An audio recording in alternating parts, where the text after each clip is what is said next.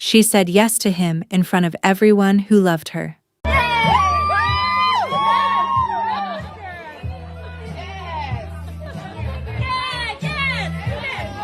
Months later, on October 9th, 2023, that same man stood in Amanda's bedroom with a gun in his hand. His phone was already recording. You gonna stab me? I'm going to defend myself. I won't defend yourself from I'm what? going to defend myself. You acting violent? There you go, see? No, you chill out. Chill out. Chill out.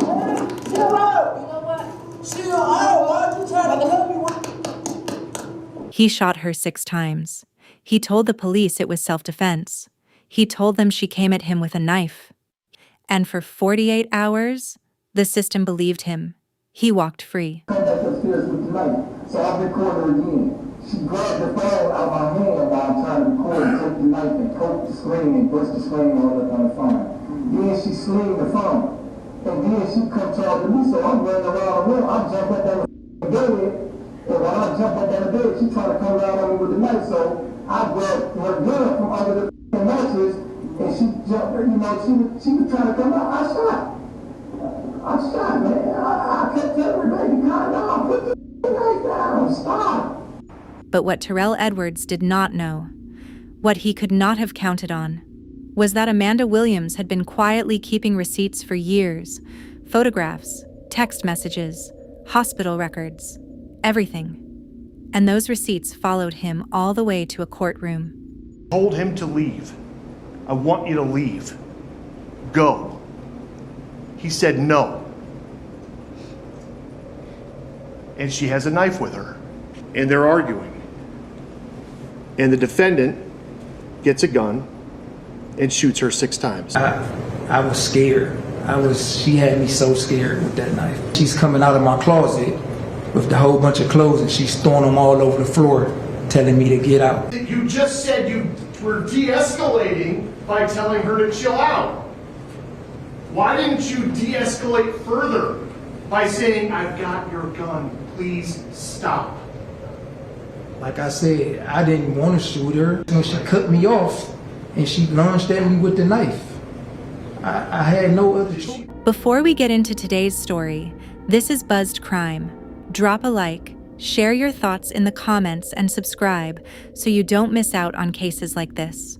Amanda Sharon Williams was born and raised in Cleveland, Ohio. She was 46 years old. Her parents were George Williams and Jewel Lewis.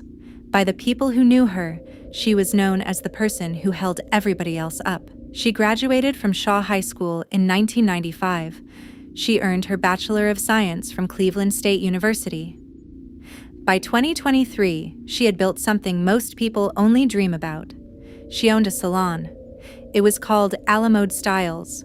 It was located in University Heights. She had a loyal clientele who had been coming to her chair for years. She had launched her own product line, Charmaine Diamond Hair Extensions, a hair and scalp souffle that her clients swore by. At home, Amanda was a mother to 2 adult children, Tyler and Tristan.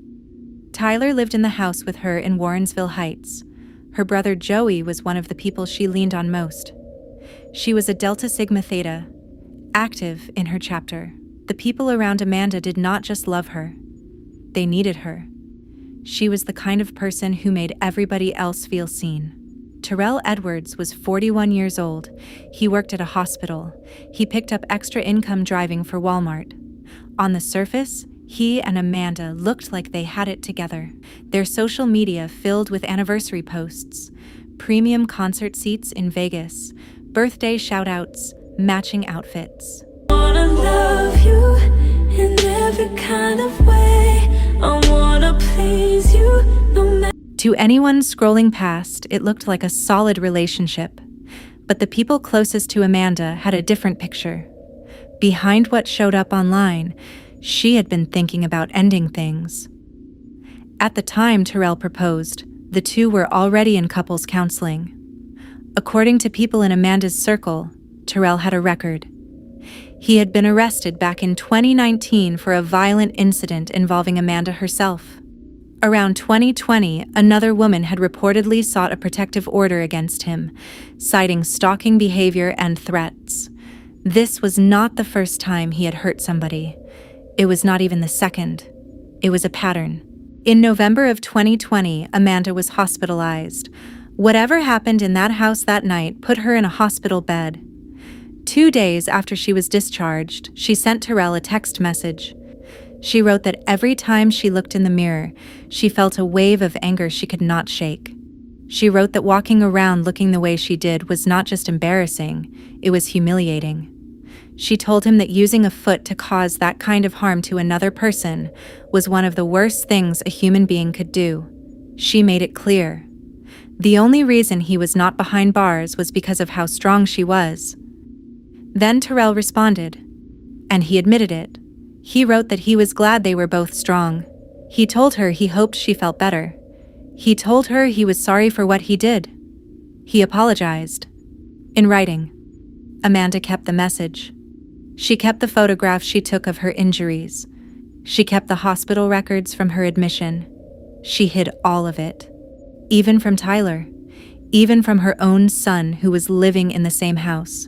3 years later, that quiet archive of documentation would be the only voice Amanda had left. A few days after that first message, Terell sent another one. He wrote that he wished the love they claimed to have for each other would actually show up every single day. Amanda's reply was 4 words. It will never be the same. In 2023, Terell got down on one knee. Amanda said yes. But the folder of evidence was already growing. October 9th, 2023. Amanda had just gotten home to Warrensville Heights from a cosmetology convention in Columbus. Earlier that day, she had not responded to one of Terell's messages right away. That delay sparked a text exchange. It kept escalating. At some point, Amanda cut off his phone service. He got a new number. He kept at it. Eventually, the argument moved off their phones and into the basement of her house. Tyler was upstairs. So was Amanda's granddaughter. Amanda told Terell to leave. He did not. He started gathering his belongings, but he did not actually move toward the door. At one point, Terell walked out to his car. 2 firearms had been sitting on the nightstand inside the bedroom. He took them both out to the car with him. Then, he came back inside. The argument moved from the basement up to Amanda's bedroom. Amanda picked up a knife. She told him one more time to get out. That is when Terell pulled out his phone, and he started recording. You gonna stab me? I'm going to defend myself. Defend yourself from I'm going what? to defend myself. You acting violent? There you go, see? No, you chill out. Chill out. Chill out. Chill out. You know what? Chill out. Why'd you try to help me with? The footage prosecutors would later play in court showed exactly what happened next. At no point did Terell tell Amanda to put the object down. At no point did he tell her he had a gun. At no point did he tell her to stop. At no point did he warn her he was about to shoot. He just pulled the trigger. 6 times. After the last shot, the recording caught silence. Then Tyler's voice from downstairs, asking what just happened. When officers arrived, Terell told them he had acted in self-defense. He told them Amanda had come at him with a knife. He told them he had no choice but to fire. Come back upstairs with the knife, so I record her again. She grabbed the phone out of my hand while I'm trying to record and take the knife and poke the screen and bust the screen all up on the phone. Then she slinged the phone. And then she come charging me, so I'm running around the room. I jump up on the bed. And when I jump up on the bed, she trying to come down on me with the knife. So I grabbed her gun from under the mattress, and she jumped, she was trying to come out. I shot, man. I kept telling her, baby, calm down, put the knife down, stop. Because Terell was claiming self-defense, the prosecutor's office could not immediately move forward with charges. They held him for 48 hours. They reviewed the evidence they had at the time. They determined they did not have enough. They released him.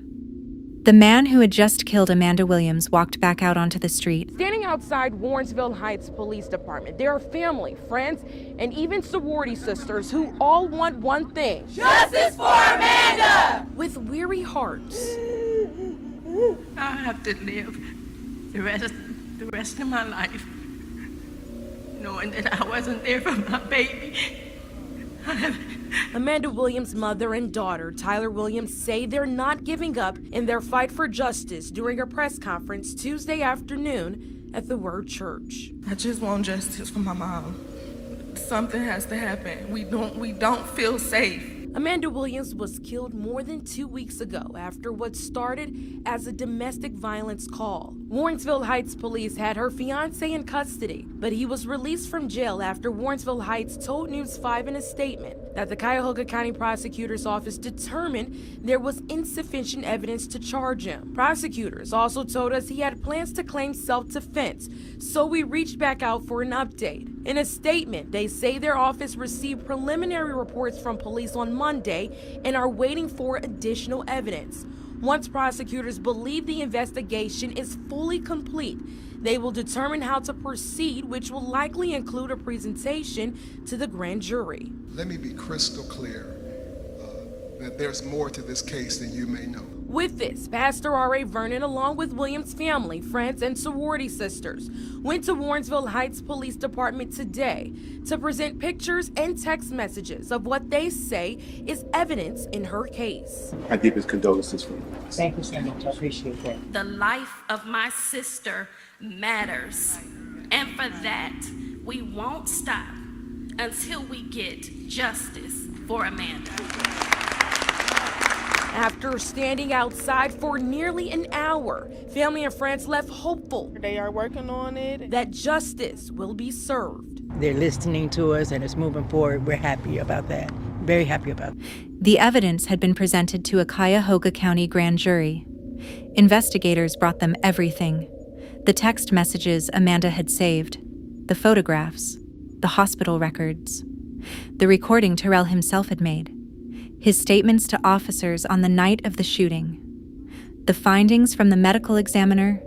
The grand jury voted to indict. The Cuyahoga County Prosecutor's Office issued an arrest warrant for Terell Edwards. Breaking news just into the newsroom. An arrest warrant has been issued for Terell Edwards in the shooting death of Amanda Williams. The Cuyahoga County prosecutor announced a grand jury returned an indictment charging the 41-year-old with murder and felonious assault for killing the 46-year-old in their shared home in Warrensville Heights on October 10th. Cuyahoga County prosecutor Michael O'Malley says, quote, "A thorough investigation and review of this case led us to the unmistakable conclusion that the death of Amanda Williams was an intentional homicide without justification." He's urging Edwards to turn himself in. That same day, Terell turned himself in. Bond was set at $1 million.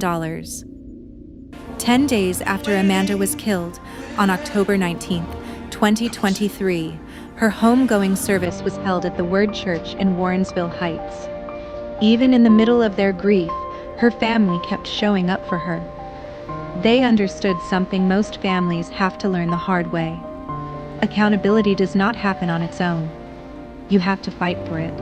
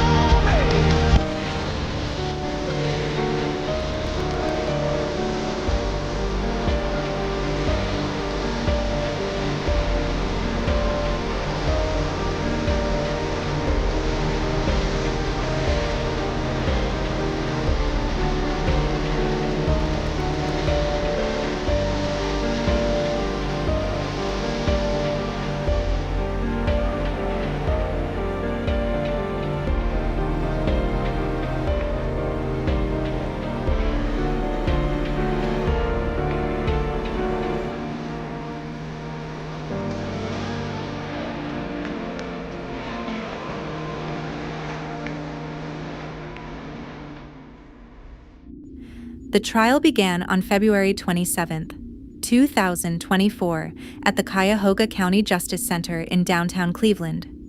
The prosecution had something most domestic violence cases never have. They had video of the murder, recorded by the killer himself. The jury watched it. The prosecution walked them through it frame by frame.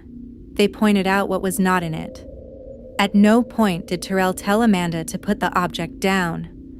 At no point did he disclose that he had a weapon. At no point did he tell her to stop. At no point did he warn her he was about to shoot. I'm going to defend myself. Defend yourself from I'm what? going to defend myself. You acting violent? There you go, see? No, you chill out. Chill out. Chill out. Chill out. You know what? Chill out. Why you trying to help me with? You know what? You know what? The prosecution next plays the video of the shooting in slow motion and rotated for easier viewing.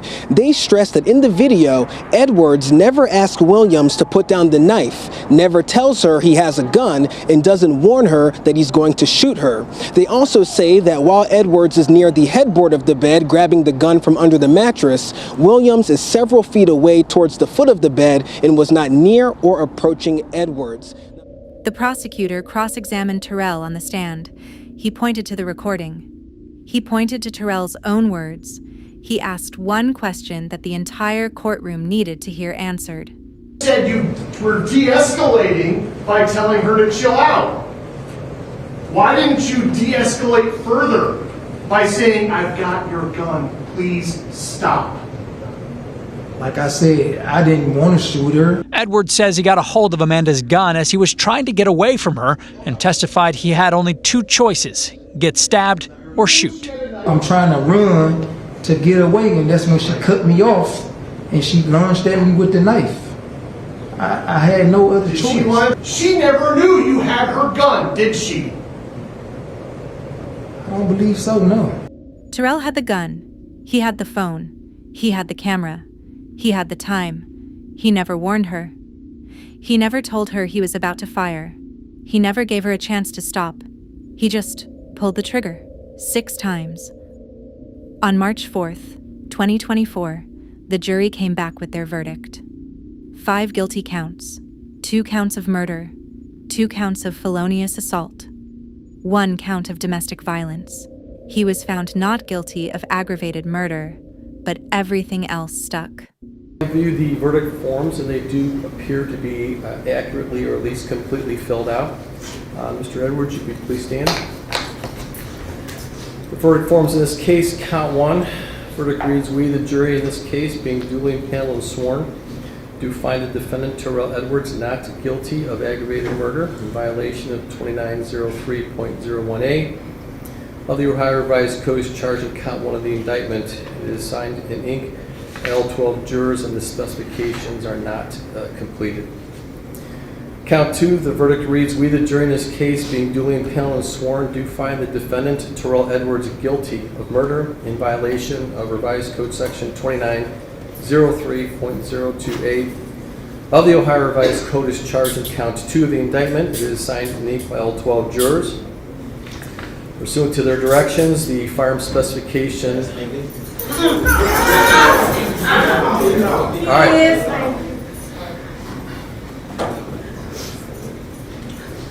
Amanda's daughter spoke next. I just can't stomach the fact that I have to live the rest of my life without my mom.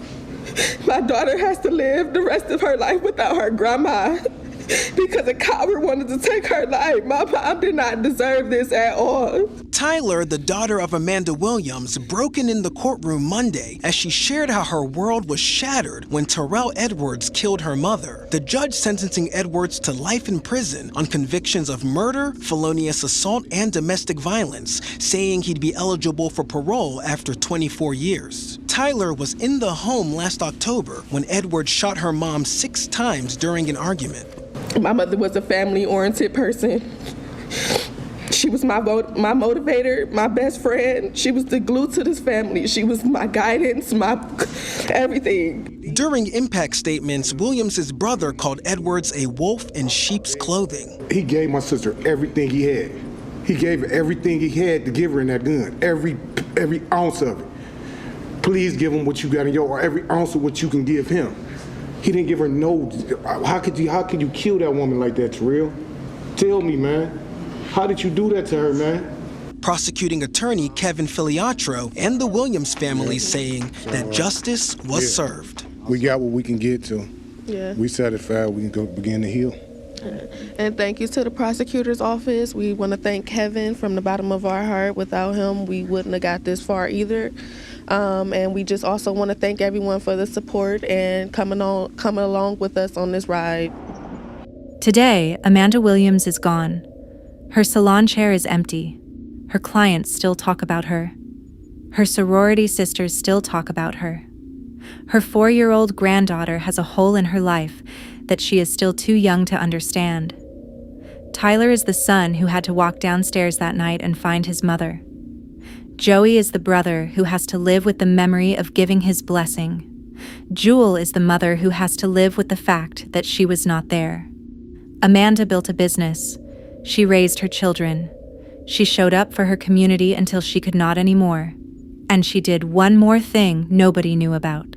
She quietly, methodically documented every single time her fiancé hurt her, not knowing exactly what it would be used for, but keeping it anyway. In the end, her own records took the stand for her. If you found this case informative, make sure to subscribe for more in-depth true crime stories. New cases are uploaded regularly.